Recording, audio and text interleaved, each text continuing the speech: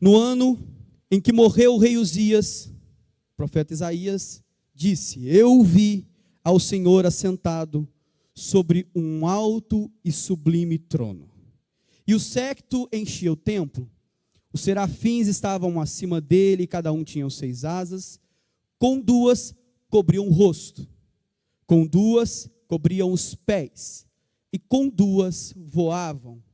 E eles clamavam uns para os outros, dizendo: Santo, Santo é o Senhor dos exércitos, e toda a terra está cheia de sua glória.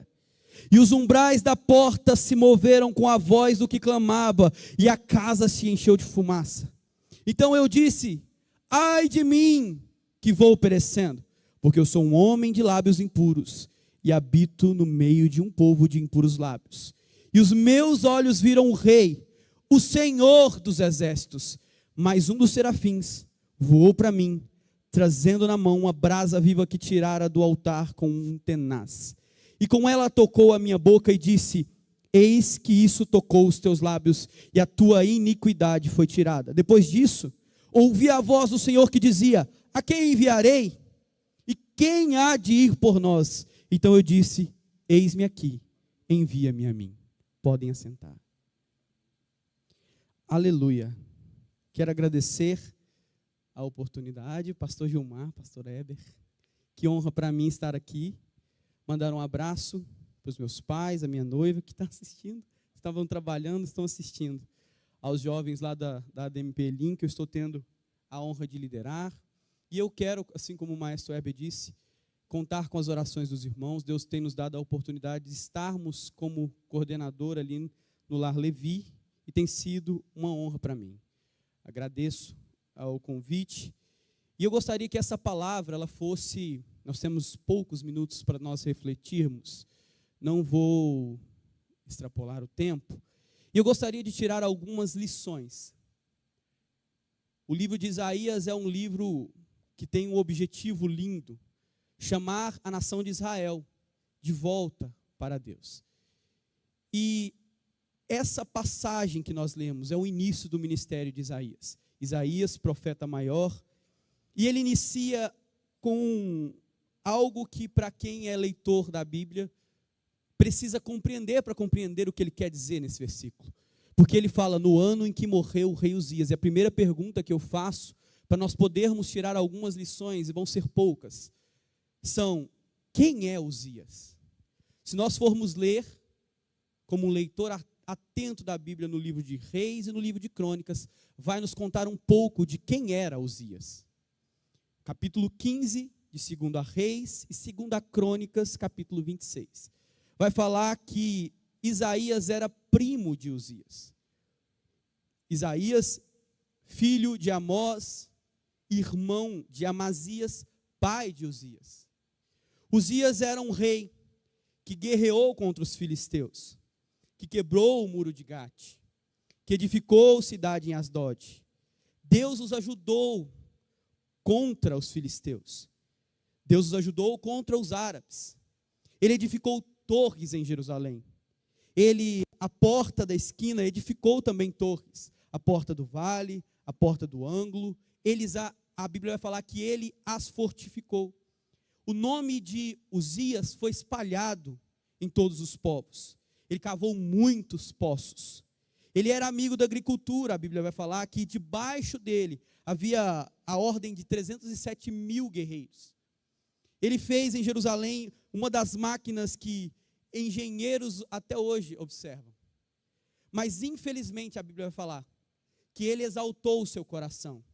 E por exaltar o seu coração ele se corrompeu.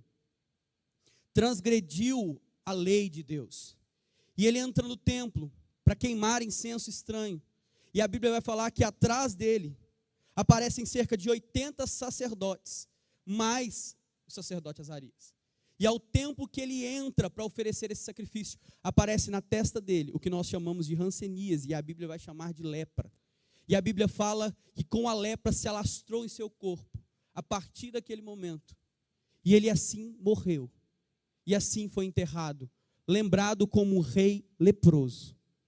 E aqui eu gostaria de tirar a primeira lição para nós sobre a presença de Deus. Cuidado para que aquilo que nós fazemos, para que aquilo que nós conquistamos, não nos deixe cego para enxergar que a glória é sempre dele, a honra é sempre dele, o mérito das nossas conquistas é sempre dele. Não é porque a gente canta bonito, não é porque a gente fala bonito, não é porque a gente ora bonito, que há mérito em nós. A glória sempre será dele, porque essa casa é dele, a sua casa é dele, quem manda na sua vida é ele, ele faz como ele quiser. E é interessante que ele inicia então falando: no ano em que morreu o rei Uzias, eu vi o Senhor assentado sobre um alto e sublime trono. E a pergunta é: por que não após a morte ou antes da morte do rei Uzias, mas no ano? Porque para quem analisa, antes ou depois não faz diferença. Porque se a gente for perceber, se eu olho para um trono, o trono da terra, lembrando que rei é sinônimo de estabilidade econômica, estabilidade social, é meios de estabilidade. Quando eu olho para o trono da terra e observo, eu tenho nele um rei leproso, sem condição de reinar. Se é antes, é um rei incapaz. Se é depois, é a ausência de rei. E o que Isaías está me dizendo? No tempo de instabilidade, eu vi o Senhor. Eu vi os céus abertos. E aqui a primeira lição que eu queria tirar com os irmãos. A segunda é que na presença de Deus, o que para nós parece perda, é início de algo. Deus, quando nós olhamos para o trono, nós vemos um rei sem capacidade de governar, deixando o povo numa instabilidade. No ano de grande perda, Isaías tem visões do céu. Deus pega a morte e transforma num começo. Deus vai pegar o momento que para você é perda, que para você é danoso, é sofrido, é pesaroso, é algo que está te causando dor, e Ele vai fazer começar daí, algo que te vai fazer ver os céus abertos. Eu quero profetizar sobre a vida da igreja, sobre a quem me assiste aqui, que Deus vai gerar algo novo em você. Deus vai transformar aquilo que era morte em vida. Deus tem algo novo para a sua família. Deus tem algo novo para a sua casa. Aquilo que era para gerar morte, Deus está gerando vidas. Ele vai fazer florescer sobre a sua casa. E o que era dor vai se transformar em alegria. Aleluia. A segunda lição que eu tiro é que na presença de Deus, ou a presença de Deus, me mostra que mesmo sobre o que para mim é instabilidade e sofrimento, ainda é controle de Deus. Então a presença de Deus me mostra que Ele está sob controle. Porque quem olha para o trono, vê um rei incapaz, volto novamente. Quem olha para um trono, vê que o rei não tinha condições de reinar, ou o trono estava ausente. Mas é interessante observarmos que a visão é uma analogia. Porque ele fala: no ano que morreu o rei Uzias, trono vazio. Eu vi o Senhor assentado sobre um alto e sublime trono. Vou explicar. Deus demonstra que Ele é Deus, soberano sobre os reis. Ele é autoridade sobre qualquer poderio que está na terra. Entre as confianças e esperanças que nós depositamos, Deus está mostrando que existe algo além do que nós conseguimos enxergar. Se nós olhamos para a terra e confiamos no que está na terra, Deus está falando assim: não, a resposta do crente, a resposta de quem vem para a quinta-feira da vitória, não está na terra. A resposta de quem vem para um culto como esse, é que para quem está olhando para os céus e vê o Senhor assentado sobre um alto e sublime trono. Aleluia! Mesmo num ambiente de caos, instabilidade na terra, Deus está mostrando que Ele está sob o controle nos céus. É Ele quem tem o controle. Tem gente que está perdendo tudo que tem. Tem gente que está perdendo e acha que está perdendo, pastor Gilmar. Porque na verdade, é porque os olhos estão no lugar errado. Porque quem olha para a terra vê perda. Quem olha para a terra vê lamento. Quem olha para a terra vê sofrimento. Mas é no meio do sofrimento que Deus vai fazer Isaías olhar para os céus. É porque é de lá que vem o seu socorro. É assim que o salmista vai dizer, não é? Aleluia. E aí no verso 2 vai dizer: Serafins que estavam sobre ele tinham 6 asas, com 2 voavam, com 2 cobriam seus rostos, com 2 cobriam seus pés e com 2 voavam. E tiro daí mais 3 lições para nós terminarmos. A primeira delas é que na presença de Deus nós precisamos cobrir os nossos rostos. No verso 2, serafim tem o rosto tampado. Por quê? A pergunta talvez. O ato de se tampar o rosto representa humildade. Representa-se indignidade de olhar para Deus e inquirir nos segredos divinos que Ele tem. E o que Ele está querendo me dizer? Que o único digno de atenção e de adoração no ambiente é Ele. Tem gente talvez que a casa está em desordem, porque ainda não entendeu que a glória da casa tem que ser dele, que as nossas conquistas são dele. No ambiente de adoração, nosso rosto deve estar coberto, porque quem aparece no ambiente é ele, e a glória é dele, sobre a tua vida, sobre a tua casa. O ambiente, quem brilha aqui é ele. Outra lição que eu aprendo é que na presença de Deus é necessário reverência. Asas cobrindo os pés representam, novamente, mais um ato de humildade. É entrar entendendo que nós não somos merecedores, mas que mesmo sem merecer, Ele é. E isso basta. Basta para a nossa vida. Porque na presença dEle, o coração altivo tem que se curvar, cobrir o pé, sumir com a nossa altivez, com o nosso coração orgulhoso. No entanto, que ele diz que é no ano que morre Uzias, a representação do orgulho, a representação da altivez. A hora vem, João vai dizer, em que os verdadeiros adoradores adorarão ao Pai em espírito e em verdade. Na presença dele não existe mais nada que possa nos atrair, a não ser a presença dele. Tudo que nós queremos é tampar os nossos pés e deixar que a glória dele brilhe em nós, que a glória dele brilhe sobre as nossas vidas. O que eu estou querendo dizer é que quem olhar para você vai falar assim: não tem resposta, porque eu olho para ele, mesmo em sofrimento, mesmo no meio da instabilidade, ele ainda continua glorificando, ele ainda continua frequentando o culto Quinta da Vitória e dando glórias a Deus. A resposta é porque quem está na presença de Deus entende que o que dá forças para continuar andando, glorificando é Ele. Aleluia! Na presença dele nós devemos estar prontos para satisfazer a sua vontade. É por isso que ele dá 2 asas para voar. É prontidão para atender à vontade dele. Deus dá asas para representar que, independente da forma em que nós nos encontramos, a motivação para ir não é nossa, é dele. A asa quem dá é ele. Quem dá os meios para garantir que nós possamos realizar a sua vontade é Ele. Então, quando nós fazemos, entenda que aquilo que Deus entrega nas tuas mãos não é mérito seu.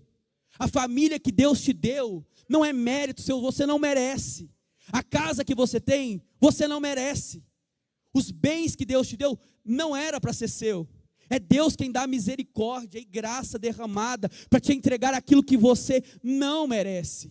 Mas por que Ele entrega? Porque é Ele quem dá a motivação, a ferramenta para cumprir sua vontade. Então entenda, aquilo que Ele te entregou tem um propósito, tem que servir para algo. Deus não te deu um carro para simplesmente te dar um carro. Deus te deu uma ferramenta para evangelismo. Deus não te deu braço e perna para que você entre aqui e saia do mesmo jeito. Deus te deu braço e perna para que quando você esteja aqui dentro, você tenha pernas para levantar, para poder levantar suas mãos e glorificar, e dizer que só Ele é digno de honra e de glória. Então entenda, o seu ar que você respira, nem isso nós merecíamos, mas é graça dEle sendo derramada, nos mostrando que as asas para voar, quem dá é Ele. Aleluia. Sexta lição que eu aprendo no verso 3 é que a presença dele é suficiente para nos levar em adoração. Os anjos cantam: Santo, Santo, Santo. Ou poderia dizer: Santo, infinitamente santo. Muito, muito, muito além do que eu imagino, santo. Para quem entende, isso é hebraísmo de repetição. Porque eles não têm o muitíssimo. muitíssimo santo. Então, para dar ênfase, eles cantam santo, santo, santo. O que quer nos mostrar? Que ele é separado do pecado. Ele é santo, e isso significa que a santidade dele nos motiva a entender que os planos e o propósito dele é nos restaurar, é nos trazer novamente de volta, é nos trazer redenção. Quando nós dizemos que ele é santo, nós estamos anunciando a vitória dele. Então eu quero convidar a igreja, para quando você quiser anunciar que a vitória é dele na sua vida, levanta suas mãos e assim como os anjos cantam, diga, ele é santo, ele é santo, ele é infinitamente santo. E cada vez que você entra pelas portas desse templo, você está anunciando a vitória de Deus sobre a sua vida, porque se fosse depender do inimigo, nem aqui você estaria, nem assistindo essa live você estaria, mas é a graça dele quem nos mantém, com as mãos estendidas dando glória, com a boca podendo glorificá-lo. Ele é digno, ele é santo, ele é santo, ele é infinitamente santo. Aleluia! E eu queria concluir dizendo que a presença de Deus, quando nós olhamos, a Bíblia vai falar que ele ao mesmo tempo olha e vê fumaça, que representa a ira de Deus. Porque Deus tinha pressa em destruir o mal. Porque quem olha assim, só para os irmãos entenderem, o que Deus está mostrando para Isaías é o plano que nós hoje entendemos. É o plano de redenção para a humanidade. É a Trindade olhando para si e perguntando, a quem enviarei? E quem há de ir por nós? A pergunta ali não era para Isaías, mas era a resposta, Jesus. É Ele quem vem, quem morre no nosso lugar, mas ressuscita e nos dá vida eterna. Para quem entende, vê que Deus está mostrando para Isaías o plano de redenção. Mas ele fala que ele vê a ira de Deus para resolver o que estava errado. E aí um dos serafins vai até o trono, e ele não é digno de sequer pegar na brasa. Ele pega com Atenaz, porque não tem dignidade. E tem crente achando que há dignidade em nós, na presença dele. Não, irmãos, fora de Jesus, fora da graça, tudo que nós fazemos, o profeta Isaías vai dizer, é tratado como um pano de imundícias. Mas o que era para destruir, fogo, é restaurador. Porque a Bíblia vai falar que toca na boca dele e faz com que ele seja novo, útil. E é interessante que o fogo, que para alguns é para destruir, que é para queimar, que é para acabar, quando vem de Deus, é para restaurar, para levantar, para trazer de novo. Então eu vou dizer para a igreja, receba fogo de Deus sobre a sua vida. Receba fogo de Deus sobre os teus negócios. Receba fogo de Deus sobre a tua casa. Receba fogo de Deus sobre o teu casamento. Deus quer restaurar aquilo que estava morto. O fogo de Deus não vai vir para matar. O fogo de Deus vai vir para restaurar. Derrama fogo, Jesus, sobre a igreja. Derrama fogo sobre a vida dos teus filhos, Jesus. Nos chama de volta. Nos faz de novo. Nos faz novo de novo. Que esse fogo, última lição, nos sirva para nos preparar para o serviço. Porque mesmo que a resposta não fosse dele, a resposta de Isaías é, na presença de Deus, ele ouve a conversa, ele se incomoda. E talvez aqui, como alguém que está atuando, em uma ação social, a gente vê que tem muitos cristãos que não se incomodam. Eles veem a necessidade. A pergunta é, quem irá por nós? Quem irá por nós? Quem poderá ir por nós? A resposta é Jesus, mas é interessante que o fogo que restaura nos incomoda. Deus vai incomodar vocês nessa semana. Deus vai tirar sono de crente, porque Deus quer usar você. Tem gente que chega no serviço e fala assim, nossa, precisava tanto evangelizar tal pessoa, precisava tanto pregar para tal pessoa, mas ele não tem coragem. Falta incômodo, mas o Espírito Santo quer incomodar. Deus não quer tratar terceirizando. não é ora por mim, é eu tomando a responsabilidade como sacerdote da minha casa. Deus quer usar você como sacerdote da sua casa.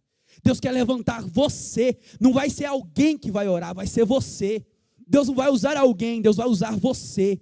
E é por intermédio da sua vida que Deus vai levantar alguém. Deus vai utilizar, Deus vai incomodar, Deus vai te levantar, vai tirar seu sono para que você dobre os joelhos. E Ele vai te lembrar de gente que precisa de oração. Deus não vai chamar alguém, Deus vai usar você. Deus quer que esse fogo que acende dentro de nós, ele arda novamente, que ele nos incomode, que nos torne prontos para o serviço. E eu quero convidar a igreja a se colocar de pé. Pode orar?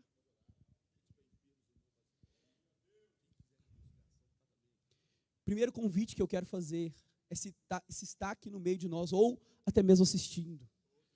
Alguém que queira aceitar a esse Jesus que restaura. Talvez alguém olhou para você e falou, não presta mais, é impuro vivendo no meio de um povo de impuros lábios, mas há fogo hoje para restaurar. Quero convidar aqui à frente, alguém que queira aceitar a Jesus. Esse é o primeiro convite, também na live, se quiser responder, o pastor está acompanhando. Aceitar a Jesus é o primeiro convite que eu faço, para que Jesus te aceite novamente e te restaure. O segundo convite que eu quero fazer é aos irmãos que tenha alguém enfermo em casa. Como eu disse que Deus vai incomodar, Deus já incomodou. Tenho certeza absoluta. O Espírito Santo que age aqui, também age aí. Quero convidar aqui à frente aqueles que querem receber oração. O pastor vai orar, né? Com imposição de mãos. Alguém que tenha alguém em casa que esteja enfermo. Ou alguém que aqui no meio de nós esteja enfermo. Deus quer te convidar para te curar nessa noite. O seu testemunho de sofrimento acaba hoje. Porque Ele quer fazer em você não somente uma cura, Ele quer fazer um testemunho na sua vida. O que é testemunho, irmão Marcos? Porque a Bíblia não trata de milagre, Maestro Weber, como sendo demonstração de poder. Deus trata milagre como sendo sinal. O que é sinal? Qual que é a diferença entre milagre e sinal? Eu explico. Milagre é só demonstrar poder. Quando Jesus faz, Ele faz sinal. É marca. Ele deixa algo para quem olha, fala assim, não há outra possibilidade senão Jesus. Deus vai olhar para você, te curar nessa noite, trazer restauração, e Ele vai transformar aquilo que era dor em um testemunho lindo. Vamos adorar o Senhor? Posso convidá-las? Vamos adorar o Senhor. Vamos orar? Somente aqui tem alguém que para aceitar Jesus? Vamos orar então em favor desses irmãos que aqui estão e os que estão também nos assistindo. Aleluia, Jesus. Para que Deus restaure casas aqui. Tem pessoas assistindo que talvez a casa está destruída aos olhos humanos. Mas a resposta de Deus não está na terra, vem dos céus. Deus está te dando uma resposta hoje. Quem vai restaurar é Ele. Quem vai fazer novo, de novo, um renovo na sua casa é Ele. Aqueles que estão aqui, que puderem abaixar as cabeças e estender as mãos àqueles que estão nos bancos. Senhor, nós pedimos em favor dos nossos irmãos que aqui estão, Jesus, que sentiram algum tipo de incômodo durante essa mensagem, mas nós sabemos que o incômodo que o Senhor nos causa é um incômodo que gera transformação. Então, cura, Senhor, se haver no meio de nós aqueles que precisam de cura. Transforma, Jesus, aqueles que precisam de transformação. Traz cura, Jesus, aqueles que precisam de curas. Traz, Senhor, alento e paz àqueles lares que aqui estão assistindo agora, que essa mensagem entra neste momento e transforma, Jesus, esses lares. Salva, Jesus, por intermédio da Tua palavra. A palavra aqui pregada não é minha, é Sua, Jesus. Então tem poder para transformar, para curar, para salvar aquele que está perdido. Transforma, Jesus. Traz cura, Jesus, porque o Senhor tem poder para fazer. E assim como foi com Isaías, que o Teu fogo também toque em nós e nos faça um renovo, Pai. Nos faça útil para a Tua obra. Nos incomoda, Jesus, para fazer a Tua vontade.